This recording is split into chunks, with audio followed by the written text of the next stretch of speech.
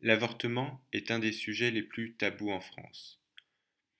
Le simple fait d'y mettre quelques réserves, ou encore moins de proposer une solution alternative, est déjà vu comme une forme d'obscurantisme religieux et une grave menace contre le droit des femmes.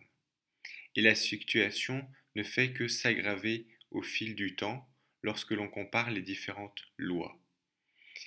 Malheureusement, les choses ne vont peut-être pas s'arranger tout de suite dans l'immédiat, puisque j'ai appris il y a quelque temps que certains philosophes et des juristes veulent mettre cela en pratique, ou des militants veulent même supprimer la clause de conscience.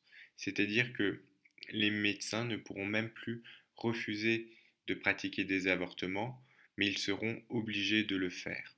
Ce sont en tout cas des idées qui se discutent, notamment au Canada.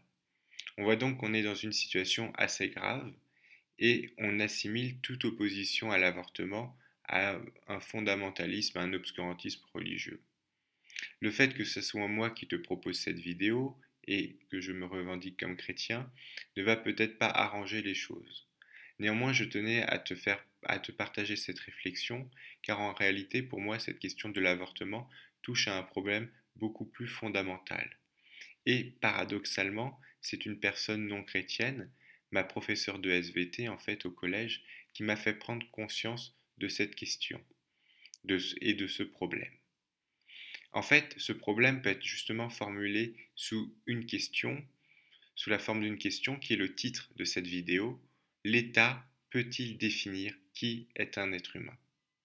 Tu me diras, quel rapport entre cette question et l'avortement? En fait, il est très simple et il peut s'établir en 3 points. Le premier, c'est que les États, aujourd'hui, notamment la France, reconnaissent qu'on ne peut pas mettre à mort un être humain innocent. Deuxièmement, la loi autorise la mise à mort des fœtus. Donc, troisièmement, la conclusion de ces 2 premiers points, c'est que l'État ne considère pas les fœtus comme des êtres humains. Toutefois, il y a un problème majeur, c'est que pour cela, l'État ne s'appuie sur absolument aucun travail scientifique. Et pour cause, et c'est justement ce que nous expliquait la professeure de SVT, il est absolument impossible d'établir scientifiquement, de dire à quel moment la personne devient un être humain. Il n'y a absolument aucune donnée ou aucun point qui pourrait nous faire dire ah, à tel moment c'est un être humain et avant ce n'est pas un être humain. En réalité, depuis la conception, c'est-à-dire depuis que le petit spermatozoïde rentre dans l'ovule, il y a un développement continu.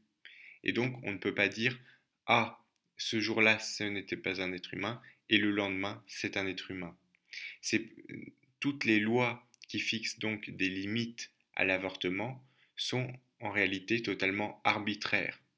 À X, le fœtus devient un être humain, tandis qu'à X-1, le fœtus n'est pas considéré comme un être humain.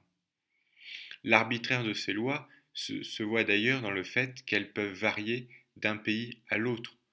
Tous les pays ne fixent pas le même nombre de semaines, et tout récemment, on a vu que l'État, je crois que c'est l'État de New York, a même autorisé l'avortement jusqu'à la naissance. Et d'ailleurs, on peut se dire, après tout, si on l'autorise jusqu'à la naissance, pourquoi ne pas l'autoriser après la naissance? Car il n'y a pas vraiment de différence entre le bébé qui vient de naître et le bébé qui est dans le ventre de sa maman 2 jours avant de naître. Donc on voit bien qu'on est là dans l'arbitraire total et que finalement l'État décide qui est un être humain et qui ne l'est pas. Cela est d'autant plus grave qu'au sein de chaque État, il y a une distinction supplémentaire qui est faite. En effet, si on repère que le bébé a une maladie génétique, il est autorisé de l'avorter encore plus tard. Et cela, pourquoi je dis que cela est encore plus grave? Puisque cela fait un classement au sein des êtres humains. On considère en quelque sorte que les êtres humains qui peuvent être atteints par des maladies génétiques sont finalement moins humains que les autres et peuvent donc être mis à mort. Et donc on a tout simplement ici clairement ce qu'on appelle une politique eugéniste. Il n'est donc pas exagéré de dire qu'en acceptant cette loi sur l'avortement, on reconnaît à l'État le droit de définir qui est un être humain et qui ne l'est pas. Or, là, je pense qu'on sort clairement des prérogatives de l'État. Et je dirais que même pas en tant que chrétien, mais simplement en tant qu'être humain, il faut catégoriquement refuser cela. Et c'est bien pour cette raison, finalement, que pour moi, l'avortement n'est absolument pas un problème religieux, mais un problème finalement de philosophie politique et morale qui concerne tous les êtres humains, quelles que soient leurs convictions. À titre personnel, je t'avouerai cependant que je suis plus optimiste que ce qui peut paraître en début de vidéo. Si à court terme les choses tendent à s'empirer, comme on peut le constater, je pense que sur le plus long terme, cela prendra peut-être plusieurs générations, plusieurs siècles peut-être, et cela fera malheureusement des centaines de milliers, voire même des millions de morts entre-temps, mais je pense qu'au fur et à mesure, nos descendants finiront quand même par comprendre que le fœtus est pleinement un être humain et qu'il n'y a absolument aucune raison de le tuer et que c'est au contraire un acte complètement immoral. Et je pense qu'ils seront même choqués de notre attitude, de la même façon que nous pouvons être choqués autrefois des sacrifices d'enfants qui étaient pratiqués par nos ancêtres. Avant de conclure cette vidéo, il me faut quand même revenir sur un point que j'évoquais tout au début. Je te parlais des 3 points. Il y avait 2 prémices qui amenaient à une conclusion. Le premier, c'est qu'on ne pouvait pas tuer un enfant innocent, un innocent. Le deuxième, c'est qu'on mettait à mort des fœtus. La conclusion était que le fœtus n'était pas considéré comme un être humain. Avant de terminer cette vidéo, il me faut quand même revenir sur les 3 points que j'évoquais en début de vidéo. Les 2 prémices et la conclusion. Première prémisse, on ne peut pas tuer un être humain innocent. Deuxième prémisse, on tue des fœtus.